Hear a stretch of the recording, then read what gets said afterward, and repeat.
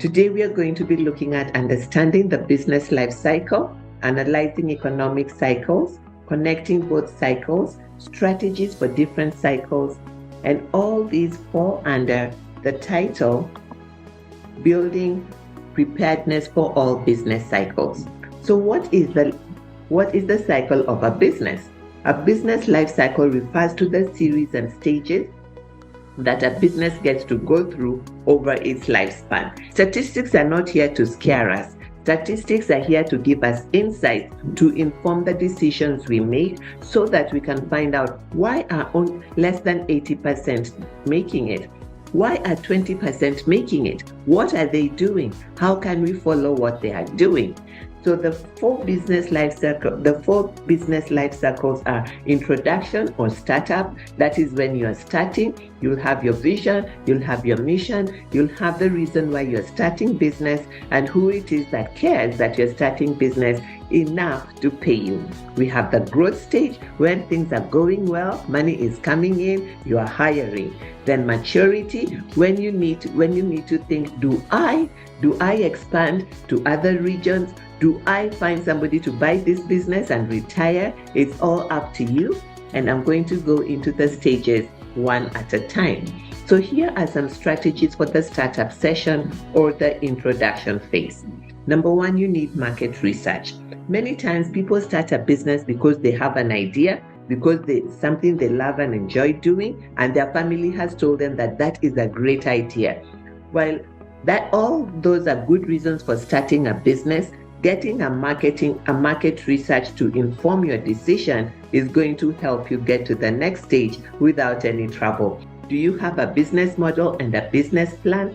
A business model shows how you are creating value for your customers. A business plan shows all the details that you need to create a business. And these are normally assumptions. So today we encourage people to start with a business model, create a prototype, iterate it, and get information and insights to make adjustments until it is working well before you get into a business plan. So there are different schools of thought. That is the Passion Profit School of Thought. Financial management. Financial management is something that is critical because you start a business to generate revenue. Your business is your revenue generating vehicle, and you need to manage your revenue so that it can grow. So here at Passion Profit, we recommend people using what we call the Profit Fast methodology. And the Profit Fast methodology is a savings cash flow system that helps you to keep records appropriately so that when the time comes for you to want to access some more money, you have a clear record where an investor, whether it is a banker, a relative, or a friend, can see how you are spending money. So in the Profit Fast methodology, we encourage people, if you're starting from scratch, we start with you, ensuring that your sales and marketing are in order for you to generate consistent cash. And as the cash is coming in, you save it in 5 different accounts. The next thing is build a strong team. A strong team does not necessarily mean hiring somebody for 30 days. It all depends on what is the business that you're trying to do. What are the tasks that are required so that you can align them with people that can deliver on those tasks. As a small business owner, as a small growing business owner, SME space, not corporate space, you can hire people contractually. You can use shared services to save your money because you don't have to do everything by yourself. We are being taught in entrepreneurship training everything that a business must do, and entrepreneurs live feeling bogged down that they need to do everything. No, you don't. You can get shared services. You can get contractual workers based on the tasks that are required. How long are they going to be doing that work in your organization before you hire them full time? And then there's marketing and branding. Branding is ensuring that you have a name that fits your target audience. We call them marketing assets, like your logo, your brochures, the kind of people on your marketing materials. All those are under branding. And then marketing is ensuring that you have a step-by-step process to create awareness of your product and to ensure that people are responding so that you can convert them and get your money. And then customer feedback. This is one of my favorite. People don't like feedback because people always want to hear nice things. And as much as nice things are good for you, it's important to also hear the things on the other side, because every coin has two sides. There's the heads and there's the tails. And when you get feedback that you don't like, be objective. One, be objective by going back to the drawing board to see, why did I start this business? What is the objective? What is the feedback that has come in? Is it going to help me reach my objective? If yes, then you need to change. If no, you can let that feedback go. So that is stage one. Stage two is the growth phase. Let's pretend you have done everything well and you are growing. So now the famous word that we hear, scaling. You need to scale your operations. To scale your operations means that you are moving from being that solo entrepreneur. You are moving maybe from working from home or from your briefcase. You are now going a step further and ensuring you're registered. If in case you are not registered at the introduction stage, many people are opting out from registering at the introduction stage because the tax implications are high and the business cycle is too rapid. So sometimes you register and then you find that it's not a good fit for the market, it's not working well, and here you are, you've already registered. So deregistering takes time. So in scaling operations, you're looking at, okay, here we are. We've been around for X number of years and we want to go higher. We want to go higher in terms of the people that we serve. That means we may need to bring in more people. Market expansion, we have been in Nairobi, but now we want to go to 48 counties. Maybe we want to go to 20 counties. Which counties do you want to go to and why? So that will, when you are looking at market expansion, again, you will need to do market research. Again, you will need to find out, what do the people in those regions care about the product that you are promoting, so that you can be able to get new customers. So the idea is giving content, and giving content is giving valuable information that can inform your clients to make a decision to buy from you when the time comes. Very important for customer retention. Diversification. Perhaps I have a friend who is in roofing. She's in construction, she does roofing, and she wanted to diversify because she felt that she travels to get the roofing material from abroad, and while she's there, she sees beautiful kitchens, beautiful bathrooms, nice interior design things, very different from what people normally get from other countries, from the East. All right. So she decided that she was going to bring a few pieces. So as they're doing a roof, she can encourage somebody that we also do kitchens, we also do bathrooms. So now she started diversifying. So she's not only doing roofing, but she's also doing the interior decor of homes and the different building constructions that she does. And then talent management. Many people come to me and say that Frida, what do people normally say? That getting trusted employees in Kenya is very hard. Small businesses say that a lot. They say the people don't work, people are lazy.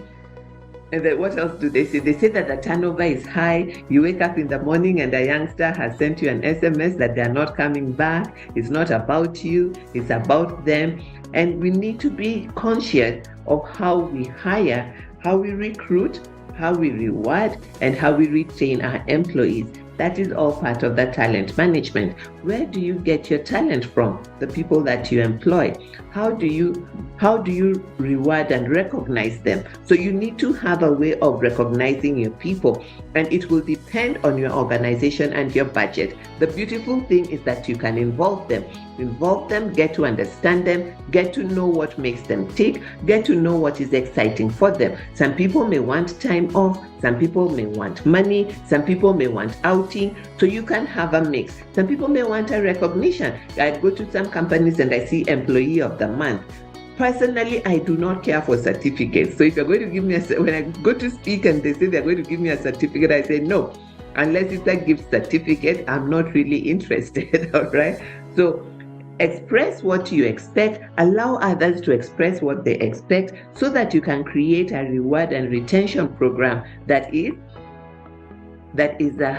beneficial for everybody. Carrying along here, So now you have started, you are growing, you are getting into the maturity stage. What do you need to do? You can consolidate your market, and consolidating your market, one way of consolidating your market is if you have products that can go to organizations that are in the counties and beyond the counties. Nakumat was a good example. I don't know who else to describe as a Nakumat, but Nakumat was a good example. I had a number of clients that were supplying Nakumat, and all they did was go to one store on Mombasa Road, one warehouse on Mombasa Road at a given day, and their checks would also come out at a given day. And their products will be in all the Nakumat stores, all right? And many of them were getting to the stage that they were going to go with Nakumat beyond the borders when Nakumat went down. So market consolidation is one. You can get a distributor to have your products in many places, or you can be the distributor of many places depending on what you do. Then be innovative. Innovative is simply listening to what the market wants, and the market is people like you and me. What they want is something. When you hear people complaining, don't join them in complaining. Ask them questions. If it was to be better, what would you do? What would change the situation for you? And you begin to get insights on what you can do that doesn't already exist to solve a problem and a need for a customer that is unmet. So that becomes innovation. Innovation is not starting totally new, but is improving what already exists, whether it is in the way of service, in the way of the number of options that you have, just doing something. One of my mentors says something 10% better than what already exists. Then you have cost optimization. Cost optimization would require, like, you have started, you are growing, you are in the maturity stage. You may have, ideally you will have multiple products. And when you have multiple products, you can cost optimize by bundling. And bundling would be taking two different products and having one new one, that innovated one that is coming, you put on it, and that becomes a free product. Then we have customer service excellence. We have heard it said that the customer is king.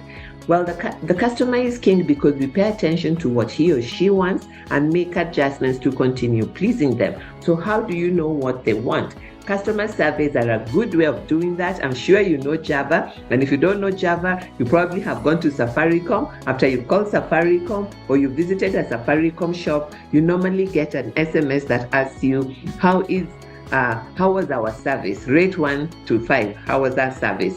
When you've gone on an Uber, you probably have that. And these are all things that you can apply irrelevant of where you are in your business, whether you are in a big city or you are out in Mashinani, you have a computer, you have a Google, you have G Suite, I'm sure you have a Gmail. On your Gmail, there's something called Google Form. On the Google Form, you can create a survey and you can email it to your clients. So one thing I recommend, most clients pay with M-Pesa. And after they've paid with M-Pesa, you can send a link, your Google link, as an SMS to them using bulk SMS to see what they think about your service and improve where you need to improve.